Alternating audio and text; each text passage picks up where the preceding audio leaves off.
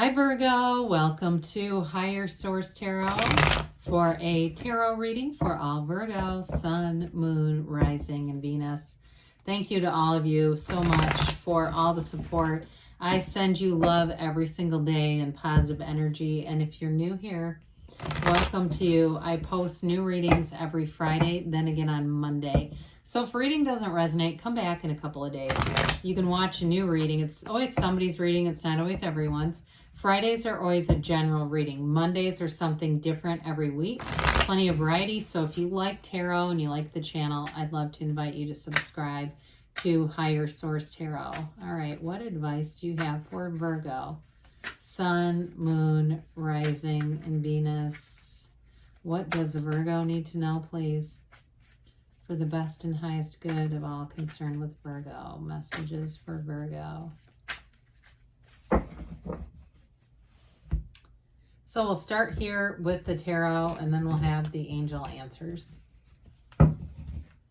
You've got the Eight of Swords. That just came out for Leo. The High Priestess. Oh, cool. The Hierophant. The Page of Pentacles. The Hermit. Oh, I like that. The King of Pentacles. The Two of Wands. And the Ace of Wands. Really cool reading, Virgo. Well, I love the High Priestess and the Hierophant, and really even the Hermit with them, but those two are counterparts. I mean, you've got incredibly psychic energies, deep spiritual connections here. It's absolutely beautiful. There's a depth to this. I mean, it's important. You know, the Hermetic teaching behind the Hermit is know thyself. And we're not talking about the kind of know thyself you get from walking around a mall, right? Or going out for a drink after work. It's like, this is deep. It really is deep and meaningful. So you also have fire, earth, and air here as well. And you got Taurus, and I mentioned Virgo. You got Taurus too, though. So with that Eight of Swords, boy, we got to be careful about the overthinking. And I want to say this with this. Don't be too hard on yourself. Okay, if you did something and you have like a guilty conscience about it, or you screwed up in some way, hey, you know what? That's a lesson for us. And we oftentimes in life, and I've had this myself, trust me on this one, have to ask, what is this teaching me? What am I supposed to learn from this? And until we learn the lesson, right, the universe will whisper to us until the universe screams if we don't learn the lesson, because the damn lesson will keep showing up in a different pair of pants or a different dress. And so with this, if you've got some kind of guilt, we got to let go of that, because we're human beings, and this will be your beingness. You'll carry this with you into any new relationships. Now, if you felt stuck financially, you've got a fabulous reading coming in for career and money. And so if there's something that's been holding you back, if it's been something with real estate, like the sale of a house or moving in some way, that's moving forward. There's something coming in that's going to move it forward. And it may be a new perspective. It may be something you had not thought of before. So be easy about stuff, especially with this reading. You got to meditate, quiet the mind, and the answers will come. So aside from know thyself, we also have prima materia here with the High Priestess. Matter comes from the mind. This is the energy of your subconscious. And I know we all talk about things like NLP and a lot of newer age kind of things. Processes, though. Look, there's all kinds of them. I mean, there's the release technique. I know Rhonda Byrne has talked a lot about Lester Levinson. If you know The Secret, she wrote that. She's wrote a new book, and she references him quite a bit with the Sedona method. So anything you need to release, it's important to do that. Now, with this High Priestess energy, it's high vibrational energy, all right? And so you quiet your mind. She works in solitude. She's not isolated. So for some of you, you may have something where you are independent in a way if you're starting your own business or something where you're working independently. I do feel like that's going to give you this, it's like a tranquility or a peace kind of an feeling over it. With the High Priestess, though, she's a card that symbolizes balance. She also symbolizes secrets, okay, being revealed. She holds the book of Torah on her lap, the laws of life, the laws of the universe. So through that meditative process, information is going to be coming out. So with this, too, I mentioned, okay, right, you've got the Hierophant, who is a card of marriage, all right? So you've got a marriage spirituality card, and with that Ace of Wands, that's like wave your magic wand. There's magic here. There's something about this that just is incredible in terms of that spiritual quality. And that's really, honestly, if you want to manifest, be in spirit. You'll get everything you need. Nothing will lack. And so with the Hierophant here, he holds up his hand and says, be still and know. And so there's devotion here. In terms of job stability, or like I said, anybody that's starting something new, you're going to get the clients that you need. There's it's a devotion. They keep saying devotion. You also have the keys to the universe at his feet. Now, this energy is oftentimes in terms of numbers represented with 3, 7, and 12. Okay, so it could be the next, it could be the next 3 months for somebody. There's something here. It, like I said, is a card of marriage. So some of you too, if you're in a relationship, it's like taking it to the next level. It's a commitment. But this is such a high moral code. It is somebody who is so trustworthy, somebody who can commit, and what they say is what they mean. What you see is what you get. Okay, there's nothing hidden here. So whereas the high priestess is going to reveal hidden things, she does it from the spiritual level. And so with this too, there's nothing to fear. They're telling you you are protected. You have someone coming in who is trustworthy, and it's a loyalty that has no expiration date, right? We've all met people that have that. This one doesn't. And so with the Page of Pentacles offers new opportunities. Pages are messengers. This one's bringing you a message about stability. And it's like, in some ways, it reminds me of you, Virgo, looking at that pentacle, like knowing I made it. Okay, the price of contrast was worth it. I had to go through some contrast, but this is on the other side of it. And in terms of commitment too, like I said, I feel like somebody here values you. Either it's work or a relationship, and they want to put more into the relationship. And with that too, it may be somebody that you're attracting who does something, it feels like healthcare or something like that.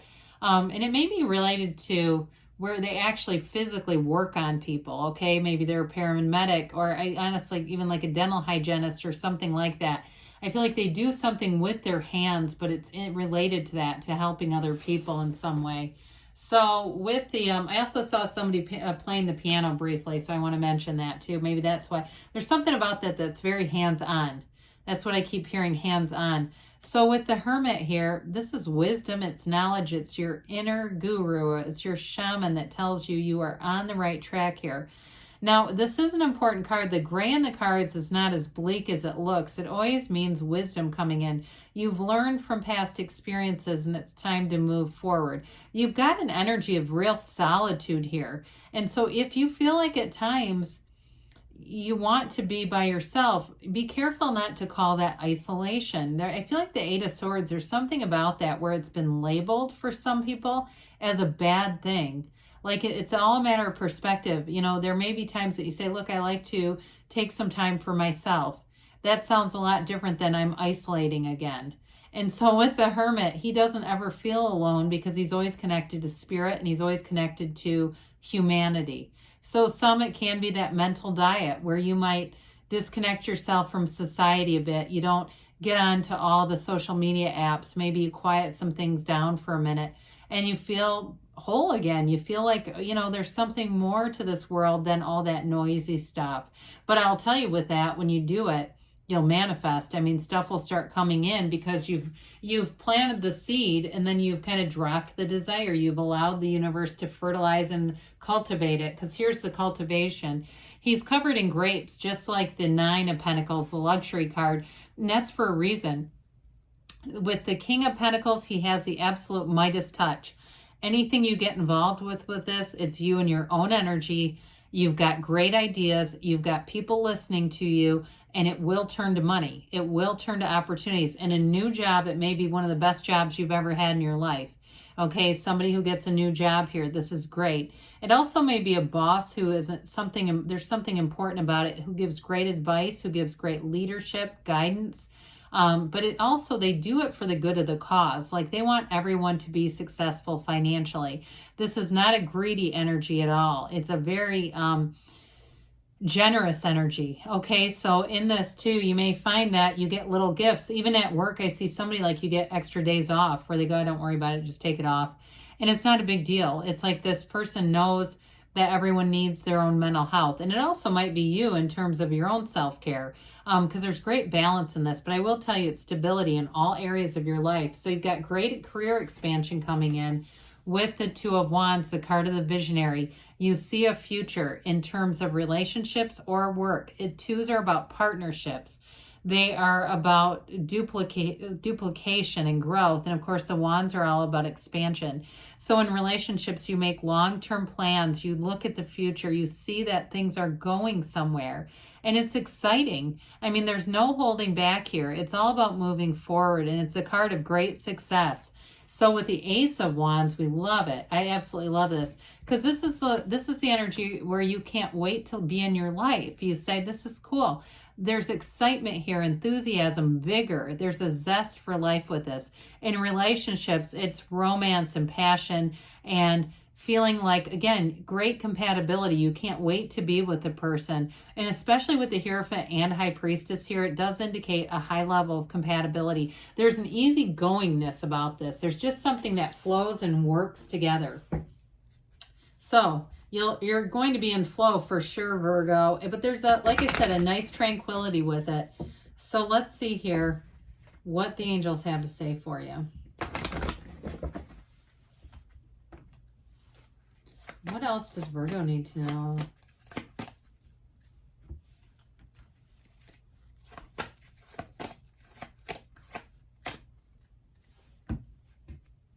Okay, I took two cards at once. They both would have came out. So, okay, recovery is the first one. You have, you know, with this one, anything with that Eight of Swords, it's like you're moving forward. And especially, like I said, if there's some sense of guilt there, moving forward, they say it's up to you. And I definitely see that with the cards. You've got a very empowered energy, and it all comes from source. I mean, it's in that deeper level. It's not superficial, not being driven by what other people think. You have improving health, mind, body, spirit.